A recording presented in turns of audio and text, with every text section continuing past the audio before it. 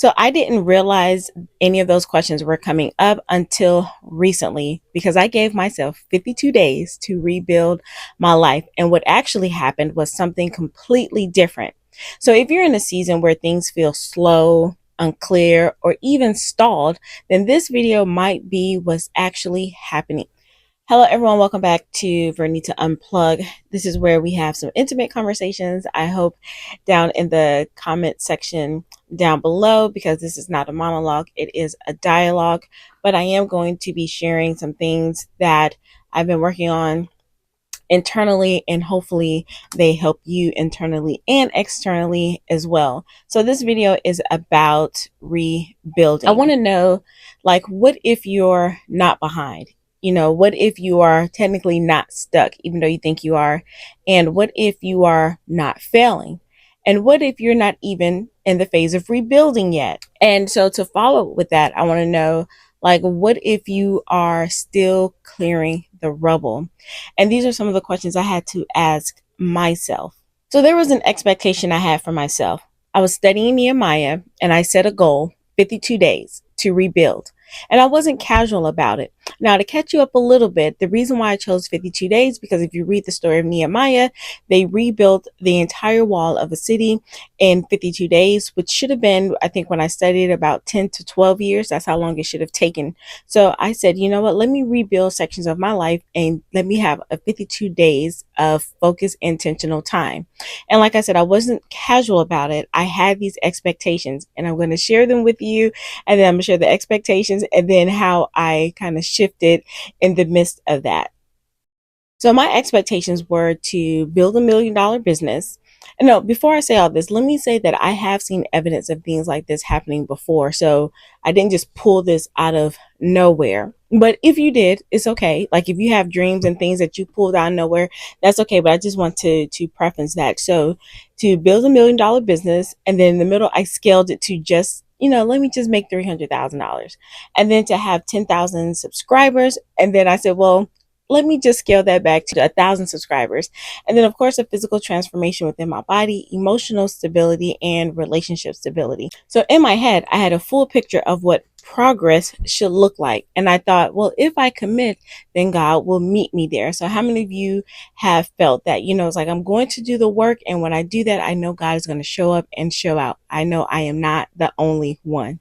But something I didn't count on was this interruption, because as soon as I started moving, as soon as I started getting traction, it's like everything surfaced. And these weren't new problems. These were old problems, things I had avoided, things I had managed instead of resolving them.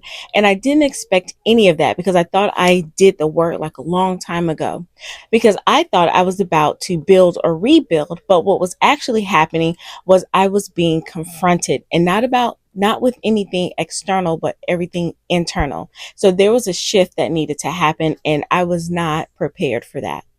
And this is where it started to affect my behavior, because something underneath you doesn't feel settled. You don't accelerate like you used to. You hesitate more often than you have done before, and you delay. And then you start questioning everything.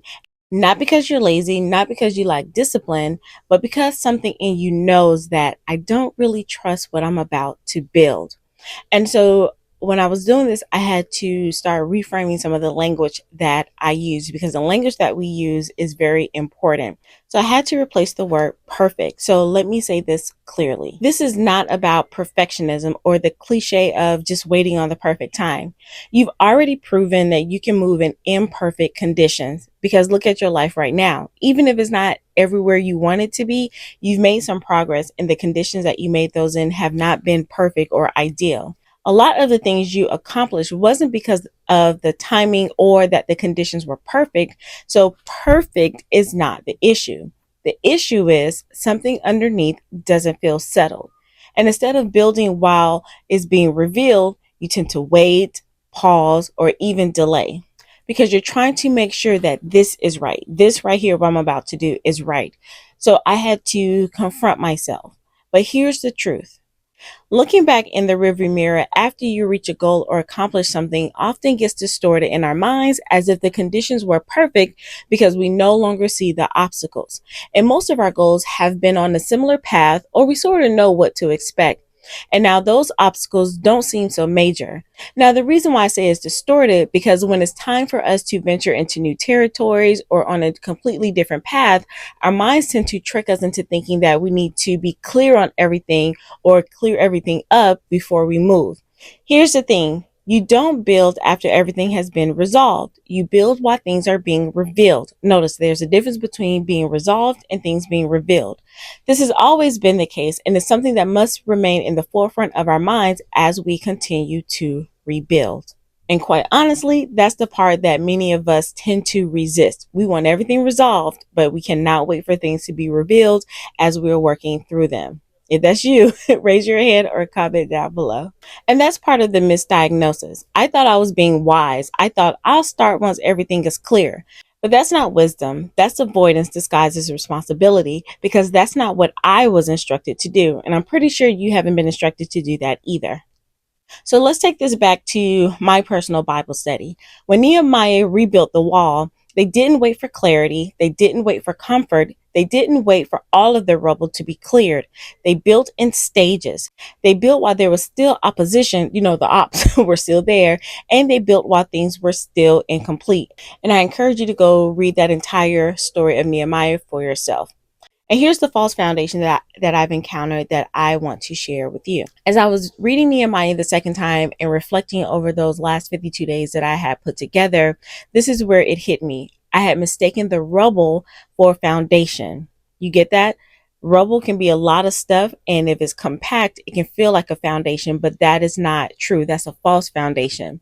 So that false foundation or that rubble represented things that were in my life that I had previously trusted, but they weren't stable. Just because they were there, that doesn't mean the foundation was stable.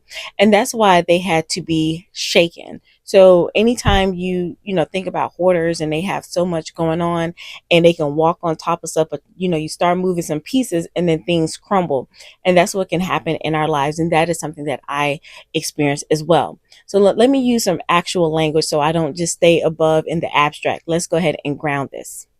I still had idols, and these idols weren't just the little statues you might be thinking about, but these idols were comfort, validation, a relationship, money as proof, and even visibility as proof.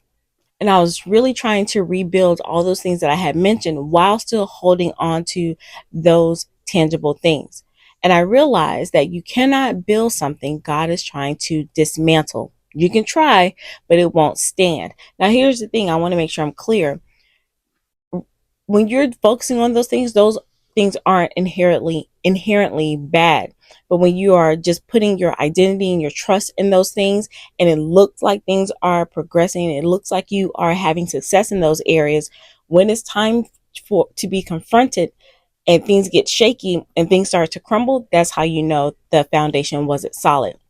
So I just wanted to make sure that was clear. So once I experienced that and noticed that things are being removed, and when I'm talking about remove, I mean people, attachments, and expectations, it can feel like a loss. It definitely feel like a loss for me, but it's not a loss. And I'm sharing that with you. It's not really a loss, it's exposure. I don't want to discount your feelings because it does feel like you're grieving something. But when you change your perspective and understand that it's exposure, it'll allow you to move through that process with more ease and a little more quickly. Well, in my experience.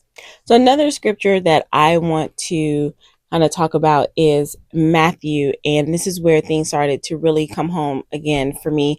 Now I know these scriptures a lot. I grew up in the church, but when you are in different phases of your life, the scriptures tend to hit differently.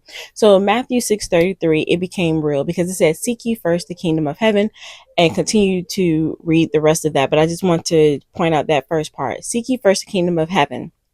And then when you continue reading, it says, "Take no thought for tomorrow," not the outcome, not the validation, not the timeline, the kingdom. So what does this mean? If I never built the business, the relationship, had the money, the influence, or the impact my heart desire, would I and could I still do all the tasks for God and for his glory just on the strength of because he said so? That is something that I had never really, I guess, honed in on or really been true or honest about. I know it sounds good in theory, but if you never accomplished those particular things and he still gave you some things to do, would you still do those things no matter what? And that is something that I had to confront. That is something that had to be revealed for me at this new phase in my life. So let me ask you something. Are you actually rebuilding, or are you waiting to feel settled before you move? Don't answer just yet. Take a minute, ground yourself, center yourself, so that way you can answer honestly, because those two things are not the same. Again, are you actually rebuilding, or are you waiting to feel settled before you actually move? Now let's go ahead and wrap this up. I thought I wasted 52 days, but I didn't. Those 52 days weren't for rebuilding like I initially thought. They were for clearing. And if I didn't clear, anything I built next would just collapse anyway. Now, a lot of what I'm describing, especially around discipline and alignment, are things I explore in a book I wrote called Embracing Grit for Greatness. And if you want to explore that more deeply, that information is down below. So, as we close, I want you to sit with this. If things feel slow right now, you might not be stuck. You might be clearing, but don't stay there, because clearing is not the assignment. It is preparation. So don't wait for full clarity. Don't wait to feel settled, and don't wait until everything makes sense in the moment, because it won't. And that's the reason why we trust God. If you are a Christian, and that's what faith is really talking about, because rebuilding starts when you're willing to build while things are still being revealed. If something in this video made you think a little deeper, or just say, I never thought about that, take a moment and sit with that, and don't rush past it. If you're building in the season or even rebuilding, make sure you build it with structure. Let me know your thoughts down below, and I will see you in the next one. Bye for now.